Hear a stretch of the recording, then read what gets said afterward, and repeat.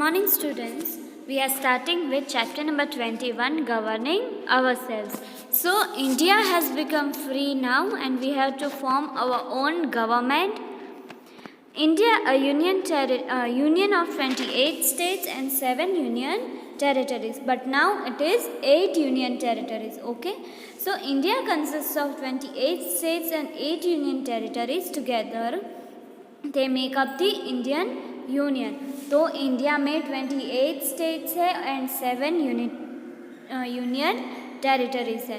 The Indian union has a government at the centre and one in each state. तो India में क्या system है कि एक सेंट्रल गवर्नमेंट है और एक पर स्टेट की अलग अलग गवर्नमेंट है. The government at the center is known as the central government and those in the states is known as state governments. This has been provided by the constitution to govern the country properly.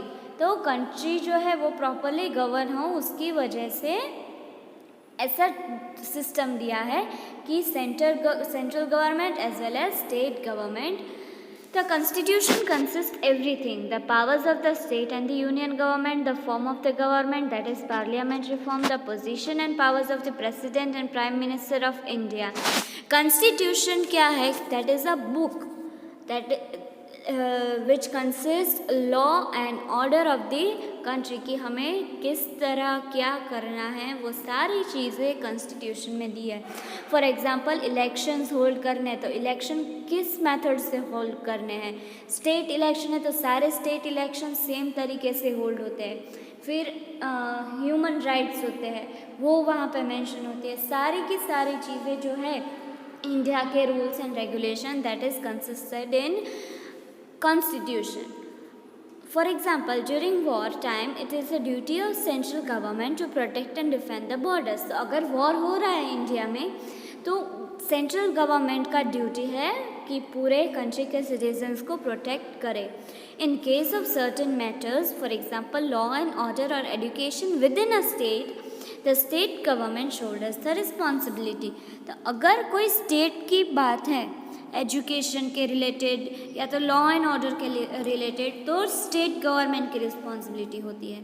The central government helps the state if the state faces problems like flood, famine और terrorist attacks.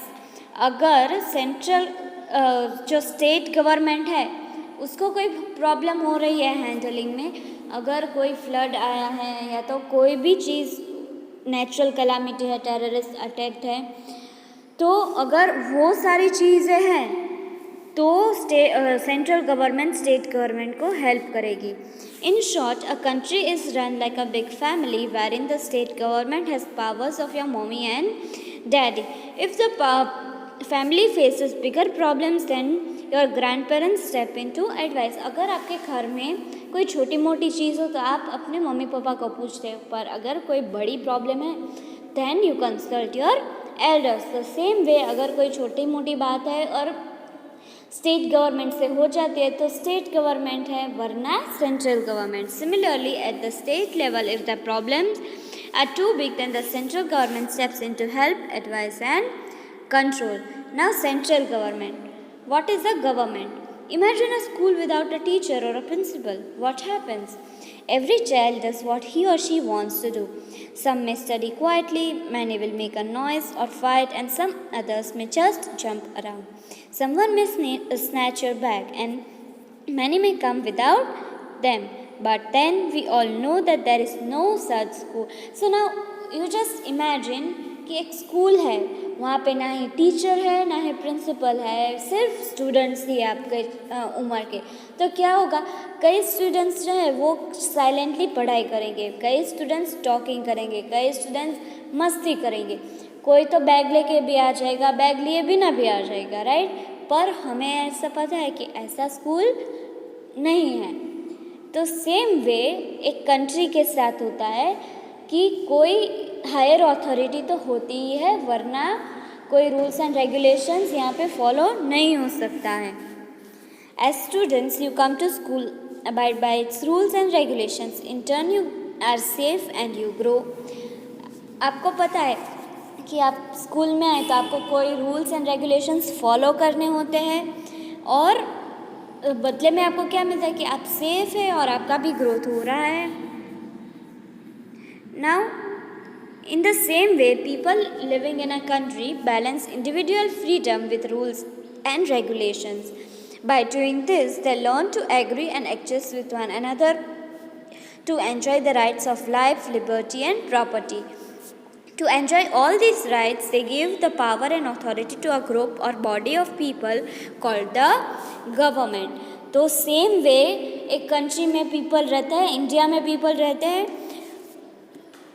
Same way एक individual freedom भी होता है. और वो freedom कैसा होता है कि रूल्स एंड रेगुलेशंस को मानने वाला. हर एक इंसान को सारे राइट्स मिलते हैं, right of life, liberty and property. और सारे ये राइट्स एंजॉय करने के लिए इलेक्शंस होते हैं. और हम इलेक्शंस में क्या करते हैं कि एक गवर्नमेंट को चूज़ करते हैं, उनके ऊपर हम राइट देते हैं कि वो रूल्स एंड रेगुलेशंस हमारे लिए चेंजेस करें या तो नए बनाए. A government protects people's freedom and their rights, maintains law and order and provides security. It also runs schools, colleges, hospitals and public transport.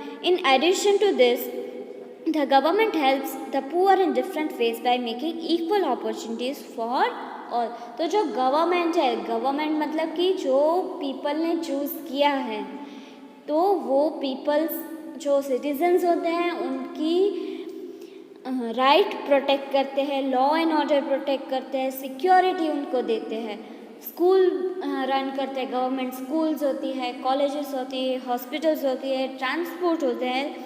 और इससे ज़्यादा भी सब कुछ गवर्नमेंट ही करती है. जो पुअर लोग होते हैं, जो डिसेबिलिटी वाले लोग होते हैं, उनको भी equal rights and opportunities create करते हैं.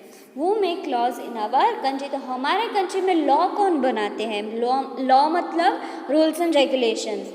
The law making body is known as the Parliament और Union legislator. It has 2 houses, the Lok Sabha and the Rajya Sabha. The Parliament consist of the president, the Lok Sabha and the Rajya सभा. तो हमारे country में law making body है, उसको हम क्या बोलेंगे? पार्लियामेंट या तो यूनियन लेजिस्लेचर. उसमें 3 पार्ट्स होते हैं, प्रेसिडेंट, लोकसभा एंड राज्यसभा.